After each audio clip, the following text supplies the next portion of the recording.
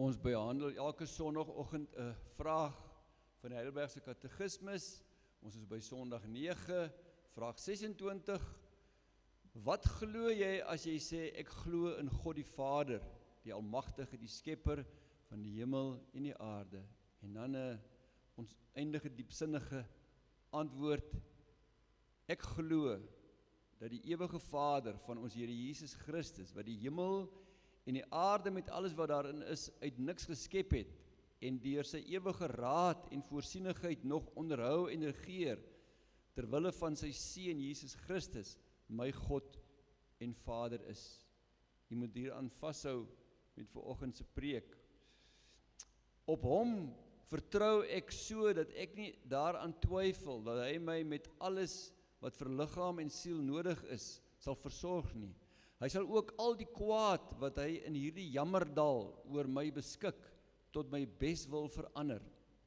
Hy gaan dit nie noodwendig wegvat nie, hy gaan dit gebruik, omdat hy dit as 'n almagtige God kan en ook as 'n getroue Vader wil doen. Aangrypend. Ons skriflesing vanoggend is Matteus 26, ek gaan saam lees vers 20 tot 25, maar voor ons daar saam lees, kom ons sluit die oë en dan bid ons net saam. Hemelse Vader, Here, ons buig voor U in aanbidding, U die lewende Here, U wat uit U hemeltroon regeer, vir wie die engele toeroep, heilig, heilig, heilig. Ja, Here, wat in 'n ontoeganklike lig woon, waar geen sondaar op sy eie kan ingaan, behalwe onder die beskerming van die bloed van Jesus Christus nie. Ons aanbid U. Here Jesus, ons aanbid U as ons verlosser. Heilige Gees, ons aanbid U as die een wat ons oë vir Jesus oopgemaak het. Ons aanbid U as die een wat die woord van God vir ons gegee het. En ons bid dat U ook nou met ons sal praat. Gee vir ons honger harte, Here. En gee vir ons ore om te hoor.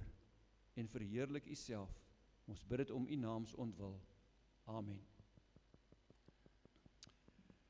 Ek lees vir ons saam Matteus 26 vers 20 tot 25. Teen die aand het hy saam met die 12 vir ete aangeleen. Dit was alreeds Vrydag. Vrydag breek aan, goeie Vrydag, na Donderdag se son onder, anders as by ons. Terwyl hulle geëet het, het hy gesê, Amen, ek sê vir julle, een van julle sal my verraai, so dis tydens die Pasgamaaltyd. Hulle was baie ontsteld en een na die ander het hom begin vra, dit is seker nie ek nie, Here. Hy het geantwoord, die een wat saam met my sy hand in die skottel insteek, hy sal my verraai. Die Seun van die mens gaan wel heen, soos daaroor hom geskryf staan, maar wee daardie man, deur wie die Seun van die mens verraai word. Dit sou vir hom beter gewees het, as hy nooit gebore was nie. Judas, sy verraaier, sê toe daarop, dis seker nie ek nie, Rabbi. Jesus antwoord hom, jy het dit gesê. Ons tema is Jesus verraai deur Judas Iskariot. Nou die woord verraaier laat 'n bitter smaak in die mond. Niemand gaan sy kind Judas Iskariot noem nie. Almal van ons het al iets daarvan beleef. Dalk is dit aan jou gedoen of dalk het jy dit gedoen. Veral waar 'n vriend of 'n vertroueling of 'n familielid die vertroue geskend het, jou beswadder het, in die rug gesteek het, en jy dit glad nie sien kom het nie. Dis wat so erg is van verraad. Nou veel erger was die verraad deur Judas Iskariot wat Jesus verraai het. Judas Iskariot se verraad teenoor Jesus in die oploop tot sy kruisiging moes ook so spykers in die Here Jesus se hart gewees het. Want Judas was nie een van die Fariseërs wat Jesus wou doodmaak omdat Jesus hul sonde van skynheiligheid ontbloot het nie. Nee, Judas was een van Jesus se 12 uitverkore disippels. Hy het baie disippels gehad, maar hy het 12 uitverkore disippels gehad, bekend as apostels. In die voorbereiding van hierdie boodskap het daar 'n beklemming in my hart gekom, dat dit enigstens moontlik was vir Judas om Jesus te verraai. En voordat ons gaan kyk hoe Judas se verraad uitgespeel het, en hoe Jesus heeltyd in liefde en genade teenoor hom opgetree het, eers die vraag, wie was Judas Iskariot? Nou soos ek gesê het, Judas was een van die Here Jesus se uitverkoor 12 disippels. En ons lees in Lukas 6, vers 12 tot 13, Jesus het die nag deurgebring in gebed met God. Ten dagbreek het hy toe sy disippels nader geroep, en 12 van hulle uitgekies, en hy het hulle apostels genoem, en dan word al die name genoem, en dan heel laaste in vers 16, skryf Lukas, want hy kyk mos nou terug, hy het dit nie toegeweet nie, en Judas Iskariot wat 'n verraaier geword het. Judas kyk terug, maar is duidelik, Jesus het nie 'n fout gemaak nie, om Judas te kies nie. Dit was deel van God se plan. Judas Iskariot was egter afkomstig uit die provinsie Judea, het verskil van die ander 11, hulle was almal uit Galilea uit afkomstig, en hy was van Judea. En Iskariot beteken waarskynlik dat hy van 'n dorpie Keriot in die suide van die provinsie Judea afkomstig was. En hulle was almal van Galilea, die noorde. Nou voordat ons ingaan op die verraderlike boosheid van Judas se verraad, moet ons eers kyk na die uiterste bevoorregte posisie en genade wat Judas ontvang het en wat sy verraad soveel meer onverstaanbaar maak. En wanneer ons na Judas se lewe kyk, laat ons voortdurend ook ons eie harte ondersoek. In sy goedheid en genade het Jesus Judas en die ander 11 disippels gekies om sy apostel te wees. En hy het vir hulle gesê, julle het my nie uitgekies nie, maar ek het julle uitgekies. Ook vir Judas. Soek waar van hom. Maar hulle moes ook 'n keuse maak. En Judas het ook 'n keuse gemaak. In Markus 10:28 sê Petrus vir Jesus, kyk, ons het alles agtergelaat en u gevolg. Judas het dit ook gedoen. Hy het ook alles agtergelaat en Jesus gevolg. Hoekom het Jesus die 12 apostels gekies?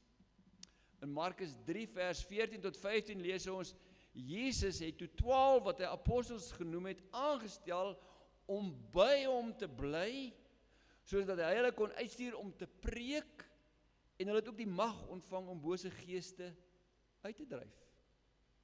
Dit gaan ons verstand te bowe, as ons daarin dink dat Judas aan dit alles deel gehad het. Judas het deel gehad aan die bediening van die Here Jesus. Die 12 moes by Jesus bly, vir 3 jaar, elke dag in Jesus se teenwoordigheid. Hy het gepreek, hy het bose geeste uitgedryf, hy het ook siekes gesond gemaak, Judas en die ander disippels. Hy was uitgekies gewees om 3 jaar saam met Jesus te bly, saam met hom te slaap in die veld, oral saam te gaan, onvoorstelbaar, wat 'n voorreg. Die sondelose seun van God as rolmodel van die oggend tot die aand. Judas het elke wonderwerk aanskou. Hy het gehelp om die brood uit te deel by die vermeerdering van die brood toe die skare van 5000 gevoed is. 2 keer. Dink 'n bietjie, wat het Judas alles beleef en eerstehands aanskou? Jesus het die storm stil gemaak, water geloop. Duiwelbesetenis het voor Jesus neergeval en erken hy is die seun van God. Judas het dit aanskou. Duisende siekes het Jesus genees, verlamdes het opgestaan, blindes kon sien. Hy het dit gesien. Kort voor Paasfees het Jesus Lazarus, wat al geruik het, uit die dood opgewek. Judas was by. En Judas het vir 3 jaar aan die voete van die grootste leermeester en prediker gesit. Judas was deeglik bewus van die nou pad wat na die hemel lei en die breë pad wat na die hel lei. Die persoon wat die meeste oor die hel gepreek het, was Jesus self. Jesus se duidelike lering oor die hel het Judas geken. Jesus' waarskuwings oor skynheiligheid van die Fariseërs, het Judas goed geken. Hy het ook Jesus' liefde vir sondaars ervaar. Die vrou wat op oorspel betrap is, die gelykenis van die verlore seun. Judas het geweet, God vergewe sondaars wat met berou hulle sondes bely. Met Judas se eie oë het hy duidelik onweerlegbare bewyse en wonders gesien dat Jesus die seun van God is. Met Judas se eie ore het hy die woorde van God gehoor uit die mond van die een wat die lewende woord van God is. En dat hy alleen die weg en die waarheid en die lewe is. En met sy eie voete het hy vir 3 jaar 'n rolmodel gevolg wat in alle opsigte volmaak en sondeloos was. En tog het Judas vir Jesus verraai. Hoe is dit moontlik? Die mens se hart is verraderlik boos bo alle dinge. Die hart is bedriegliker as enigiets anders. Hy's ongeneeslik. Wie kan hom verstaan? Moet jouself nie vertrou nie. Judas se verhaal maak 'n mens bang. Dis baie duidelik dat die ander 11 disippels nie die vaagste vermoede gehad het dat Judas Jesus sou verraai nie. Net 'n voorbeeld, ek kom later weer daarby uit, wanneer Jesus tydens die eet van die Paasmaaltyd aankondig, maar kyk, die hand van die een wat my gaan verraai is saam met my aan die tafel, is die disippels ontsteld en bedroef en hulle begin twyfel aan hulle self en dan lees ons, hulle het mekaar toe begin afvra, wie van hulle dit tog sou wees wat so iets sou doen. Hulle het nie 'n idee gehad. Judas het nie in Jesus geglo as die seun van God nie. Sy hart het regtig nooit aan die Here Jesus behoort nie. Die masker van vroomheid wat hy gedra het, was so goed gewees, dat sy disippels, die ander 11, geen onraad gemerk het nie. Judas het die skynheiligheid, waarvan Jesus die Fariseërs beskuldig het, vervolmaak. Perfek gedoen. Die ander kon hom nie raak sien nie. Die vraag wat nou onmiddellik by baie van ons kan opkom, as Judas deel van Jesus se binnekring kon wees, en alles gesien en gehoor en beleef het, en steeds vir Jesus verraai het, dan kan iemand mos baie maklik 'n lidmaat van die kerk wees, sy geloof openlik bely, op die kerkraad wees, op die kansel staan en preek, goed met die Bybel vertroud wees, eredienste bywoon, en Jesus in sy hart verraai. Baie maklik. Hoe het Judas dit reg gekry? Om 'n masker van vroomheid voor te hou, dat net Jesus deur hom sien, want Jesus was alwetend, die seun van God. Die evangelie van Johannes vertel dat Judas die een was wat die geldbeurs van Jesus en sy disippels gedra het. So in die oë van die disippels was Judas as betroubaar beskou. Ek meen Matteus was 'n tollenaar geweest. So hulle sal vir hom gesê het, luister, jy kom nie naby aan geld nie. Want al wat jy weet van geld is om mense te verneek. Maar Judas is betroubaar. Maar in sy hart was hy onbetroubaar. Want gierigheid, die geldgod het 'n houvas op sy hart gehad. As jy wil weet hoe gevaarlik gierigheid is, kyk na Judas. 6 dae voor die Paasfees het Maria Jesus se voete met baie duur nardesolie gesalf. En dan wys Judas sy ware klere wanneer hy vra, waarom is hierdie reukolie nie vir 300 silwermuntstukke verkoop, 'n jaar se salaris, en die geld vir die armes gegee nie? En die ander disippels het dit ook gevra. Hy het dit eers gevra. En dan sê Johannes in sy evangelie in terugskoue, dit het Judas gesê nie omdat hy hom oor die armes bekommer het nie, maar omdat hy 'n dief was. Hy het die beursie gehad en van die bydraers gevat. So saam met Jesus en die disippels geloop, intussen het hy uitgehaal en in sy sak gedruk. En as jy uithaal en jy druk in jou sak, dan gebeur daar iets in jou hart. Judas was 'n dief en geld was sy God. Judas se liefde vir geld was baie sterker as Jesus se duidelike lering wat hy oor en oor gehoor het. En ons vergeet wat Jesus baie duidelik geleer het. Jesus het gesê, niemand kan twee baase dien nie, want hy sal of die een haat en die ander een lief hê. Haat en lief hê. Jy kan nie God en Mammon dien nie. As jy Mammon lief het, dan haat jy vir God. As jy God lief het, dan haat jy vir Mammon. Daar's nie 'n middelpad nie. Daar's nie 'n grys area nie. Judas het uiteindelik vir Mammon die geldgod so lief gehad, dat hy vir Jesus gehaat het en verraai het. In Johannes 13 lees ons, die duiwel het reeds in die hart van Judas, seun van Simon Iskariot, gelê om Jesus te verraai. Die duiwel kon dit alleen doen. Alleen. Omdat Judas deur sy geldgierigheid 'n vatplek, 'n inkomplek vir die duiwel in sy hart en in sy lewe gegee het. As jy sonde vertroetel, willens en wetens, moet jy weet, jy gee 'n vatplek vir die duiwel om in te kom. Al sê jy vir hom nee, het jy vir hom die agterdeur oopgemaak. Wat Judas gedoen het. Wat was die omstandighede wat aanleiding gegee het tot Judas se verraad? Jesus en sy disippels was in Jerusalem, die hele week voor die Paasfees, het onder andere ook die tempel gereinig toe hy daar ingekom het. En dan het hy in die tempel die mense geleer, en hy het elke aand op die Olyfberg, waarskynlik in die tuin van Getsemane gaan slaap. Judas was bewus gewees daarvan dat die Joodse raad Jesus wou arresteer en inligting oor hom gesoek het. Hy was baie bewus daarvan, want ons lees die leierpriesters en die fariseërs het reeds opdrag gegee, dat as enige iemand weet waar Jesus is, hy dit moes rapporteer, sodat hulle hom kon arresteer. Hy het dit geweet.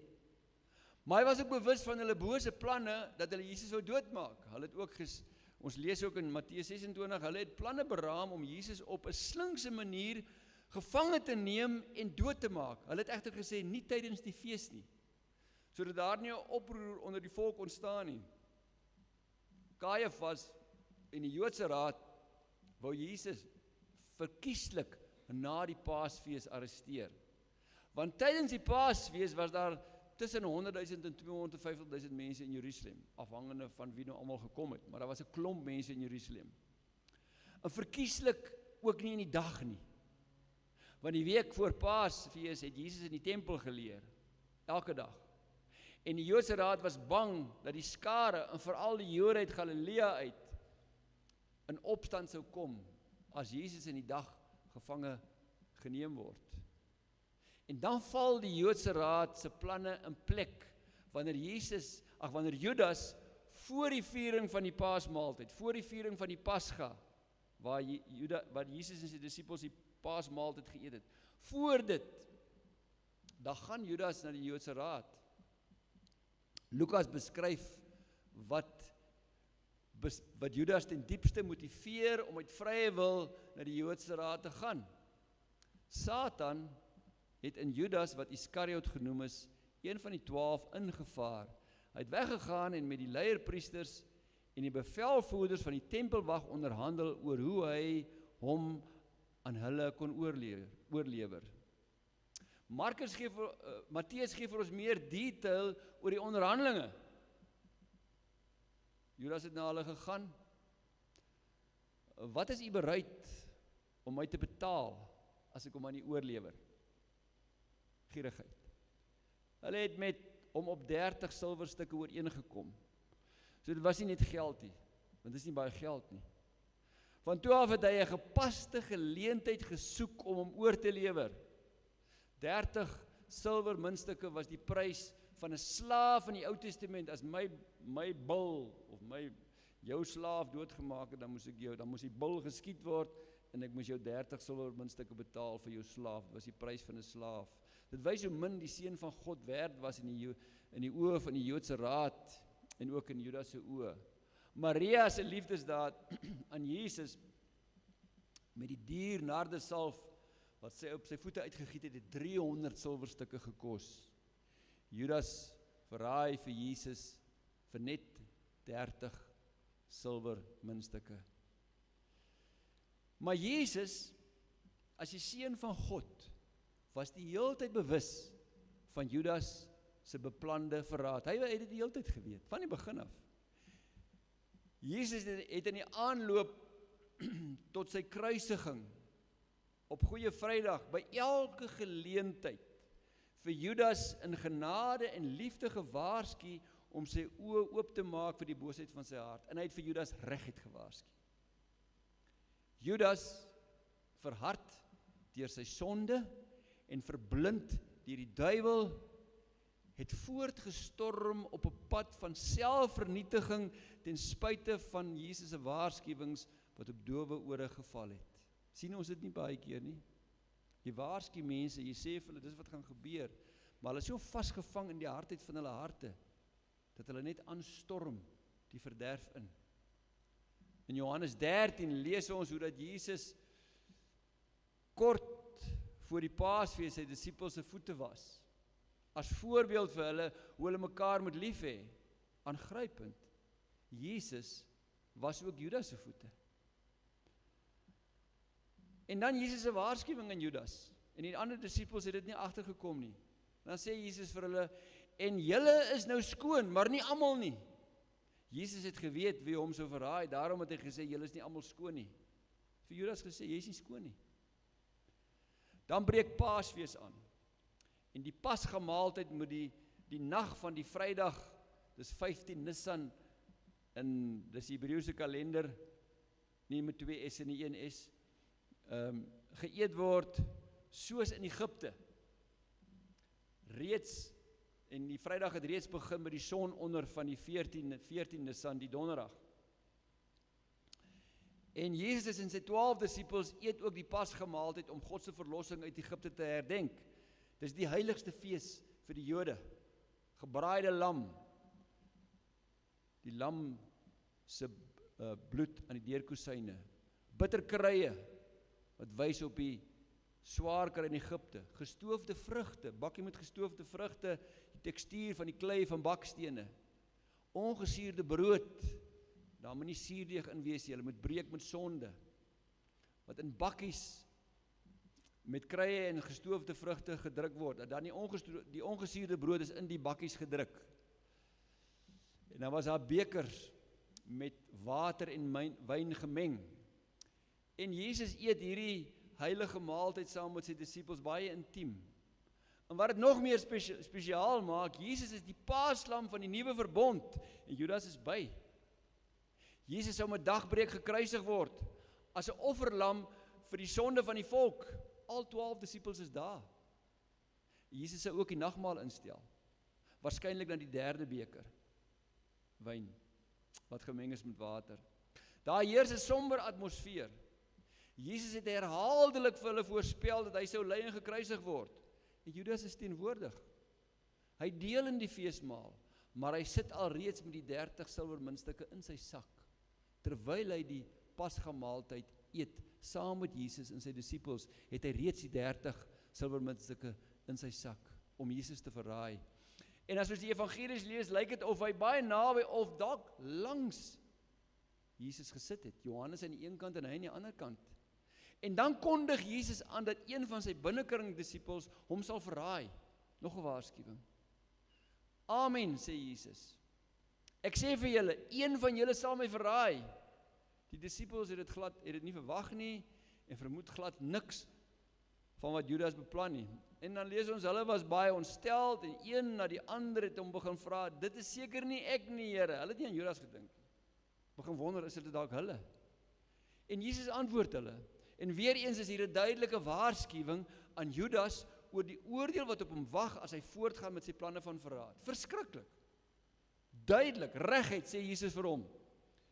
Die een wat saam met my sy hand in die skottel insteek, hy sal my verraai. En Jesus het hierna 'n stukkie brood in die skottel ingesteek en vir Judas gegee. Ons lees dit so in die Johannes Evangelie. En so het Judas geweet, Jesus weet dis hy. En wanneer Judas dan vir Jesus vra, dis seker nie ek nie, Rabbi, en Jesus antwoord, jy het dit gesê, weet Judas, sonder twyfel, Jesus weet. En dan kondig Jesus 'n geweldige oordeel oor Judas aan, terwyl hy vir Jesus sit en luister. Hy sê vir hom, die seun van die mens gaan wel heen soos daar oor hom geskryf staan. Maar wee daardie man deur wie die seun van die mens verraai word. Dit sou vir hom beter gewees het as hy nooit gebore was nie. Judas hoor dit. Maar sy hart was al so verhard en so verblind deur die duiwel dat hierdie verskriklike oordeel soos water van 'n een se rug afgeloop het van hom. Judas het hom glad nie daarin gesteer nie. Inteendeel, in die Johannes Evangelie lees ons, nadat Judas die stukkie brood geneem het, het Satan in hom gevaar, nadat Jesus die brood vir hom gee, aan die nagmaalstafel. Vaar die Satan in hom in, en toe sê Jesus vir hom, wat jy wil doen, moet jy gou doen, want hy luister nie. En ten spyte van Jesus' se waarskuwing is Judas onversetlik in sy bose plan om Jesus te verraai. Niks kan hom van koers verander nie. Kyk, as die Here Jesus vir jou sê, as jy op hierdie pad aangaan, dan gaan daar 'n oordeel vir jou tref, dit sal beter wees as jy nie gebore word nie, en jy gaan aan, dan is jy onversetlik. Judas se masker het sy boosheid en skynheiligheid weggesteek vir die 11, maar nie vir Jesus nie. Opmerklik is die verskil tussen die 11 en Judas. Hulle spreek vir Jesus aan as Here, hy spreek vir Jesus aan as Rabbi. Die Here is God se persoonsnaam in die Ou Testament, Kurios, is God. So spreek hulle vir Jesus aan. Judas noem hom Rabbi, leermeester. Jesus was nooit Here in Judas se hart nie. Judas staan op, gaan uit, in die middel van die Paasmaaltyd, waarskynlik net voordat, ons is nie seker nie, voor Jesus die nagmaal instel, want dit was deel van hierdie ete, en deel toe hulle die Pasga geniet, toe Jesus uit die nagmaal ingestel, en dan staan hy op en dan stap hy uit, en Johannes beskryf het treffend, nadat Judas die stukkie brood geneem het, het hy onmiddellik buitentoe gegaan, en dit was nag. Dit was nag. Dit was letterlik nag, dit was volmaan ook daai tyd van die jaar daar. Dit was nie net nag nie, dit was nag in Judas se siel. Die nagduisternis van die Satan se ryk het heeltemal van Juda besit geneem. Judas maak weer sy verskyning, wanneer hy met die tempelwagte van die Joodse raad en 'n ongeveer 600 bewapende Romeinse soldate, hulle praat van 'n kohort, dis ongeveer 600 soldate, vir Jesus in die tuin van Getsemane kom gevange neem. Dis nadat Jesus gebid het, geworstel het. Dit was waarskynlik na middernag, geen skares, net Jesus se disippels by hom, en Petrus het sy swaard uitgepluk, en die hoofpriester se slaaf se oor afgekap, toe Jesus dit weer gesond gemaak. Judas het dit ook gesien. Judas het geweet waarom Jesus te kry. Sy plan fyn uitgewerk, sy laaste bose daad van skynheiligheid is vooraf beplan, en om doodseker te maak dat hulle nie die verkeerde man in hegtenis neem nie, het Judas vir hulle teken gegee, die een wie hy soen, dis die een wat hulle moet vang. Ons lees in Markus 14, sy verraaier het vir hulle teken gegee, die een wat ek soen, dis hy, gryp hom, en vat hom weg onder bewaking. Toe Judas daar aankom, het hy dadelik na Jesus gegaan en gesê, Rabbi, en hom gesoen. Hulle het hom gegryp en hom gevange geneem. In die Johannes Evangelie staan daar ook dat hulle vir Jesus gesê het, is dit jy? Toe sê hy, ek is, en toe Jesus sê, ek is, wat God se persoonsnaam is, dan staan daar en al die soldate het neergeslaan, teruggedeins en neergeslaan, toe Jesus sê, hy is. Judas het dit ook gesien. Die Griekse woord versoen dui op 'n verhouding van liefde en respek vir die een wat jy soen. Dit kan ook beteken dat Judas Jesus oordadig gesoen het. Meer as een keer. Spreuke 27 vers 6 is hier van toepassing. Iemand wat jou haat is oordadig met sy soene. Iemand wat jou haat is oordadig met sy soene. Dis waar van Judas. Jesus se laaste woorde aan Judas is 'n laaste waarskuwing om Judas se oë oop te maak vir die skynheilige boosheid van sy verraad, wat hy tot die einde weggesteek het, vir die ander disippels met 'n masker van vroomheid. Dan sê Jesus vir hom, Judas, verraai jy die seun van die mens met 'n soen. Nou die seun van die mens is 'n titel van die Here Jesus se heerlikheid. Ons lees daarvan in Daniël 7 van die seun van die mens wat op die wolke gaan verskyn. So Judas het presies geweet wie is die seun van die mens, die een wat weer gaan kom in heiligheid op die wolke. En Jesus sê vir hom, verraai jy die seun van die mens met 'n soen. Geliefdes, menslik gesproke bly Judas Iskariot se lewe en bose verraad 'n raaisel. Dat hy na alles wat hy gesien en beleef het, die seun van God verraai het. Die verskriklike is dat Judas dit vrywillig, met voorbedagte rade beplanning gedoen het, wetende waarmee hy besig was. Hy was nie uitgelewer aan 'n blinde noodlot wat van hom besit geneem het en wat hom geforseer het om Jesus te verraai nie. Hy wou dit doen.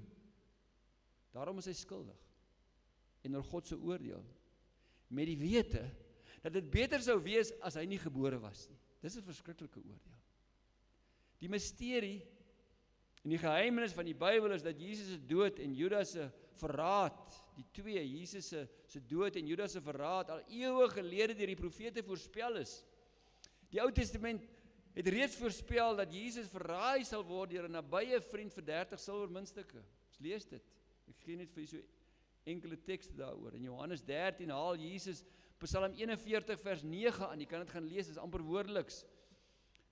Die skrif moet vervul word. Die een wat my brood geëet het, het sy hakskeen teen my gelig. Dis die brood wat Jesus vir hom gegee het. Ek sê dit nou reeds vir julle voor dit gebeur, sodat julle wanneer dit gebeur kan glo dat ek is. Ek God is. En in Matteus 26 voorspel Jesus, die seun van die mens gaan wel heen, soos daaroor hom geskryf staan, maar wee daardie man deur wie die seun van die mens verraai word. Nou hoe het Jesus heen gegaan? Hoe het hy gesterf? Dis ook voorspel. Net een vers uit Jesaja 53 en Psalm 22. Hy's egter deurboor oor ons oortredings, verbrysel oor ons sondeskuld 700 jaar voor Christus, en dan Dawid het gelewe 900 jaar voor Christus. 'n bende kwaadoeners het my omring, hulle het my hande en my voete deurboor. Die 30 silwermuntstukke vir Jesus se verraad en die plek waar Judas hom opgehang het, is ook voorspel. In Matteus 27 lees ons, toe is die uitspraak van die profeet Jeremia vervul, hulle die 30 silwerstukke, die prys waarteen hy deur die kinders van Israel gewaardeer is, geneem en dit vir die grond van die pottebakker gegee, net soos die Here my beveel het. Nou dis 'n verwysing na Jeremia 19 en dis ook amper letterlike vervulling van Sagaria 11 vers 12 tot 13. En nadat Judas gesien het Jesus is ter dood veroordeel, dit loop sy, dan skielik is daar selfverwyd en berou.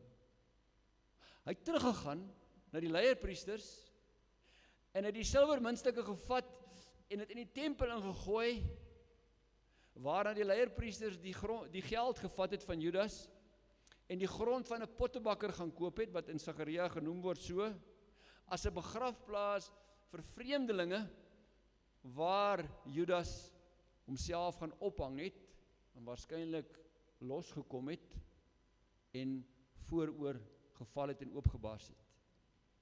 Geliefdes, in die verhaal van Judas se kruisiging, in die verhaal van Jesus se kruisiging, waarin Judas se verraad ingeweef is, sien ons die geheimenis van die uitwerking van God se verlossingsplan vir 'n sondige mensdom. In sy almag en sy soewereiniteit het God beplan, dit is voorspel, dat die seun van God gebore gaan word as 'n mens, en vrywillig homself sal oorlewer om die beker te drink van die Vader se toorn, gekruisig te word as 'n versoeningsoffer vir die sonde van 'n verlore mensdom. Maar Judas Iskariot verraai Jesus geheel en al op sy eie verantwoordelikheid. Hoe bring ons dit bymekaar? Ek weet nie. Dit is 'n geheimenis. En hy roep 'n verskriklike oordeel oor homself uit. Judas tree op teen die stem van sy eie gewete en beplan uit vrye wil en keuse om Jesus te verraai en hy skuldig aan die verraad. Maar God het dit ook beplan. Die teks wat die verhouding tussen God se soewereine uitwerking van sy raadsplan, asook die menslike persoonlike verantwoordelikheid van diegene wat Jesus gekruisig het, die beste saamvat, vind ons in Petrus se preek op Pinksterdag, wanneer hy die Joodse skare van 3000 toespreek. Interessant, en daar sê Petrus, julle het hierdie man, dis Jesus, wat deur die vaste plan en voorkennis van God uitgelewer is. Dis wat God gedoen het. Deur die hand van wettelose mense, dis Judas, die Joodse raad, die Romeine, gekruisig en doodgemaak. Die 83 vertaling sê, God het besluit en het vooruit bepaal om hom aan julle uit te lewer, en julle het hom deur heidene aan die kruis laat spyker en hom doodgemaak. Dis 'n geheimnis. Maar dis wat God se woord vir ons sê. 'n Laaste punt, die tragiese einde van Judas. Matteus 27 lees ons, toe Judas sy verraaier sien dat hy veroordeel is, het hy berou gekry. Hy het toe die 30 silwerstukke na die leierpriesters en familiehoofde teruggeneem en gesê, ek het gesondig deur onskuldige bloed te verraai. Hulle het egter gesê, wat het dit met ons te doen? Jy moet maar self toesien. Hy het toe die silwerstukke in die tempel neergegooi, weggegaan en homself gaan ophang. Judas het berou gekry. Hy het teenoor die Joodse raad bely dat hy gesondig het. Jesus was onskuldig en het hom gaan ophang. Geliefdes, hierdie is so hartseer. Want Judas se berou was nie ware berou nie. Dit kom duidelik uit die storie. Dit was nie ware berou dat hy teen God gesondig het nie, maar eerder selfverwyd oor wat hy oor homself gebring het. Dit sien ons ook in die lewe. Mense maak 'n gemors van hulle lewe. Dan is dit meer selfverwyd, spyt dat ek dit aan myself gedoen het, as wat dit berou is dat ek teen 'n heilige God gesondig het. In 2 Korintiërs 7 vers 10 skryf Paulus, want die droefheid volgens die wil van God bewerk inkeer wat tot verlossing lei, waaroor niemand nog ooit spyt is nie, maar wêreldse droefheid lei tot die dood. Lei tot die dood. Judas se berou was 'n wêreldse droefheid, wat hom nie na God toe uitgedryf het om genade te smeek nie. Die Griekse woord wat Matteus gebruik is metamelomai, wat jy eintlik met spyt en selfverwyd kan vertaal. In Engels word dit met regret en remorse vertaal. Die Griekse woord metanoia, wat dui op 'n totale hartsverandering, word vertaal met bekering wat volg op ware berou. Die berou wat Judas gehad het, stem ooreen met die van Esau, en dis 'n verskriklike teks. Ek weet nie hoeveel van julle dit al gelees nie. En dan waarsku die Hebreërskrywer, dan sê hy, sien toe, dat niemand die genade van God verspeel nie, soos Esau nie. Hy wat vir een maaltyd sy eersgeboorte reg prysgegee het, want julle weet dat hy, toe hy ook later die seun wou beerwe, verwerp is, want hy het geen geleentheid vir berou gevind nie. Hy het geweet dis 'n fout, maar daar was nie berou in sy hart nie. Al het hy dit met trane vurig begeer. Hy het meer die seun begeer, as omdat hy teen God gesondig het. Ware berou sou vir Judas geneem het na, ware berou sou nie vir Judas geneem het na 'n boom waar hy homself ophang nie.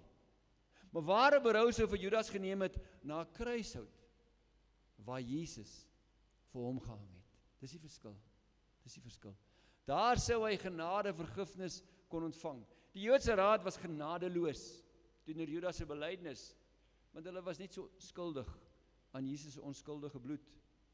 En ons moet nie vergeet nie, die duiwel het Judas gevange gehou deur die hebsug van sy hart, en nadat Judas Jesus verraai het, die duiwel geen nut meer vir hom gehad nie. As die duiwel met jou klaar is, en jy het vir hom vatplek gegee, en jy gee hom toegang, na dit het hy geen nut meer vir jou nie.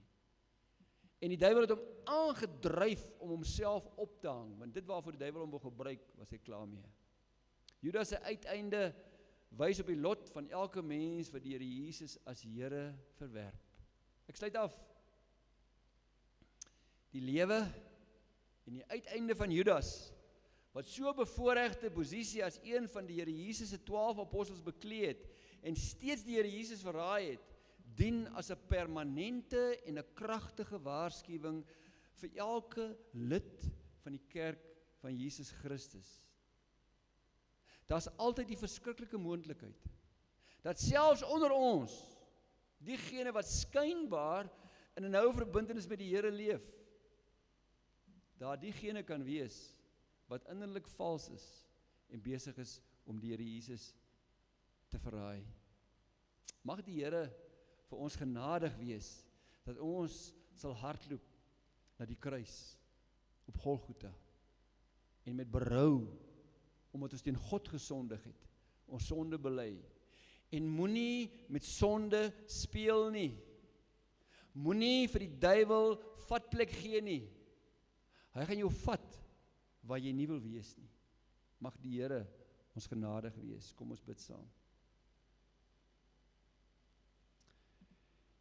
Hemelse Vader, Here, ons buig voor U almag en voor U grootheid, U soewereiniteit.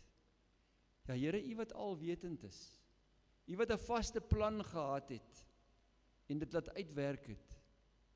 Here, en ons weet U vaste plan, U voorsienigheid, ontneem nie ons eie persoonlike verantwoordelikheid om U te dien en aan U gehoorsaam te wees nie. Help vir ons, Here, dat ons die lewe van Judas ter harte sal neem en dat dit ons sal uitdryf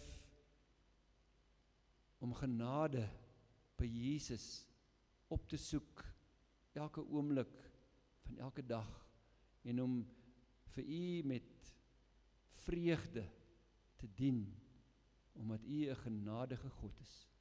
Ons bid dit om Jesus ontwil. Amen.